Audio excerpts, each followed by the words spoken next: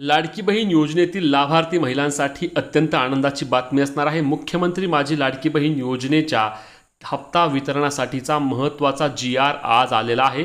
या ठिकाणी तुम्ही जी.आर. पाहू शकता। दिनांक 10 जून रोजीचा हा जी.आर. असणार आहे आणि या जी.आर. मध्ये काय सांगितलंय तर बघा, मुख्यमंत्री माझी लाडकी बहीण योजनेसाठी अनुसूचित जाती घटकांकरता सन 2026-27 या आर्थिक वर्षात मागणी क्रमांक सामाजिक सुरक्षा व कल्याण त्यासोबतच समाज कल्याण अनुसूचित जातींसाठी घटक कार्यक्रम अंतर्गत वित्त विभागाच्या संदर्भाधीन दिनांक 9/4/2026 रोजीच्या परिपत्रकान्वये सन 2026-27 या आर्थिक वर्षाकरिता निधी वितरणाची कार्यप्रणाली ठरवून दिलेली आहे।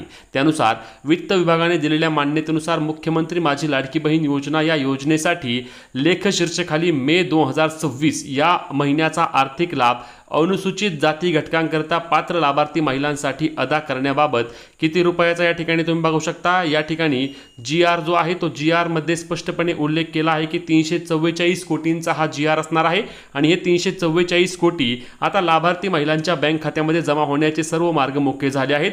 लक्षात घ्या, याबाबत नवीन लेखशीर्षानुसार जी काही अट होती त्या अटीनुसार 10% महिला व बालविकास विभागाला जे विभाग आहेत यामध्ये समाज कल्याण विभाग असेल, सामाजिक न्याय विभाग असेल, महिला बालविकास विभाग या विभागाला 10% निधी पाठवण्यात यावा आणि त्यानंतर 12 तारखेच्या आसपास लाडक्या बहिणींच्या खात्यावरती वितरण देखील सुरू होऊन 15 तारखेच्या आधी लाडकी बहीण योजनेचे पैसे लाभार्थी महिलांना जमा होणार आहेत। त्यामुळे हा एक अत्यंत चांगला जी.आर. आलेला आहे आणि लाडक्या बहिणींसाठी मोठ्या प्रमाणामध्ये समाधानकारक हा निर्णय आहे, कारण लाडक्या बहिणींच्या खात्यावरती आता योजनेचे पैसे जमा होण्याचे सर्व मार्ग मोकळे झालेले आहेत।